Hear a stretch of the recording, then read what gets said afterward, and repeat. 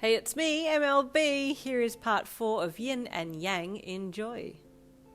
Your mind just wasn't in the game that day, and you were starting to think that maybe you shouldn't have done it today and come back on a different day to do the exam. What exactly do I have to do here? Knock this robot over? Stop it? You asked yourself as you ran around the corner of the building to get out of its line of sight. But I'm just not feeling it today. The robot kept coming and rounded the corner, but only just, its thick steel shoulder smashing through the side of the building as it took a small shortcut. The ground shook as you turned to run again, but amidst the sound of the robot's mechanical whirring, the building creaking and rubble falling, you thought you heard someone call out. It was faint, but your tail flicked up and out the back of your pants and fanned out, pulling you to a stop. Was that a voice? You wondered as you turned back to look at the building that got hit. You heard the voice again. They were calling your name. "Wait," you said out loud, your tail growing to new heights and whipping back and forth. "Yin!" the voice called again, and you recognised it then. "Ojiro?" you shouted, your tail whipping down and slamming into the ground, cracking the bitumen road as it propelled you up into the air above the robot. The robot tilted its head up as you were thrown up and over it, and shot a laser at you, but your tail whipped around, and the tip of it snaked its way around the neck of the robot, and then yanked the whole front of the robot off in one clean movement. Present Mike, who was still watching from inside the viewing room's jaw dropped as he saw how swiftly you had taken the robot down. The loud blonde was left speechless, while Midnight just smirked from beside him. "Well, now we're seeing something worth watching," she commented, shifting her weight from her left leg to her right leg, her hip popping out with the movement. You were still single-mindedly focused on getting to Ojiro, and sailed effortlessly over the robot as it crumpled to the ground, your eyes searching inside the building for where he had called from. "Ojiro, where are you?" you shouted. "I'm in here.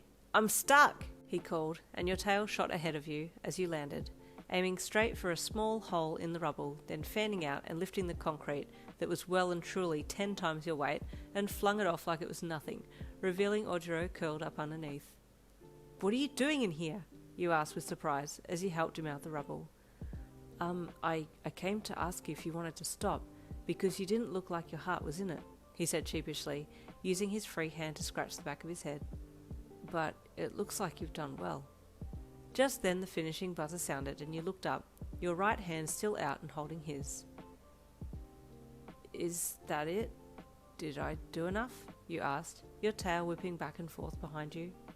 "I think you did plenty," he said reassuringly, and that's when you realised you were still holding his hand. Embarrassment took over, and you quickly let go of his hand and shoved it into your pocket, your tail doing all kinds of weird things in the background. "Hey, examie! Come back to the interview room now, your exam is over," Present Mike called into the exam building speaker. You just followed orders and Ojiro followed behind you. Present Mike nor Midnight said anything to you once you had walked back into the interview room, and you were excused quickly after that, leaving the building with Ojiro. "It's okay. You did plenty well," he reassured you as you walked together silently. "I don't feel like I did," you said a little glumly. This had been your moment, and you felt like you'd blown it. "What if I don't get in?" you asked yourself out loud. "Then, maybe we can hang out anyway?" Ojiro offered shyly, and you looked at him. He was blushing, and had his head turned away from you slightly. Okay," you agreed, falling silent as you walked. "Hey, if you want to get dinner together," Ojiro offered shyly. You must be hungry." Yeah, I am, actually," you said, really happy with where this conversation seemed to be heading. "Well, I can take you to a really good food place near here. They're cheap but tasty," he offered, hesitating a look at you. "Yeah, okay," you said, hiding your smile, your tail shrinking right down and laying happily still. He nodded, and then changed course slightly to head out the gates towards the little hole-in-the-wall eatery that he'd spoken about. Back at the school, Midnight and Present Mike were bolting down the hall with the recording of your exam in hand, making a beeline for the staff room to see if Aizawa was there. At first, when they came barrelling in through the door, they thought that he wasn't there. Then Midnight spotted his yellow sleeping bag lying down in the corner of the room facing the wall and ran over to it. "I found him!" she called to Present Mike. "Is he dead?"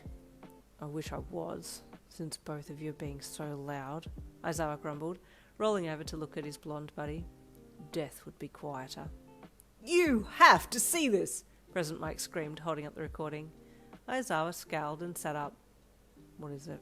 It had better be worth being awake for. Oh, it is!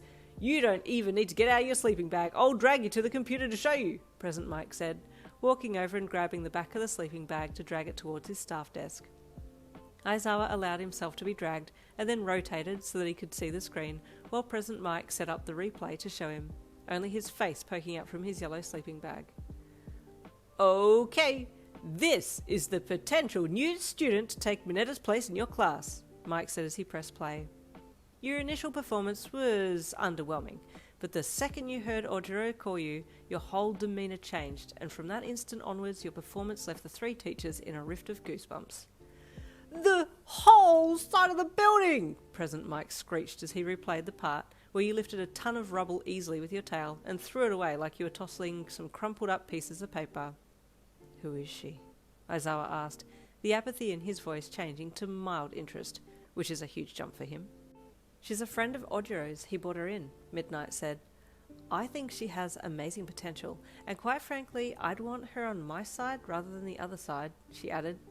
She just threw it, President Mike said again, wholly fixated on just how strong you were as he replayed that part again.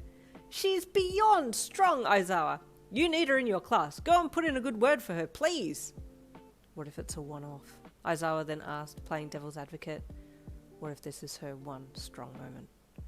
Did you not see her decapitate the robot without even blinking an eye? And Ojiro said he saw her rip a limb off a tree and throw it halfway across a field, President Mike stated emphatically. Sounds like she might have anger issues. What was the reason for throwing the branch? Aizawa mused, hitting the nail on the head with his queries. What's the problem? You have Bakugo in your class. He's a walking anger issue, Midnight scoffed. That's got to be an interesting introduction, isn't it? Aizawa mused. I'll talk to Nezu. Little does he know that we already met Sparky McSparkleface. Stay tuned for next week to find out if you get in.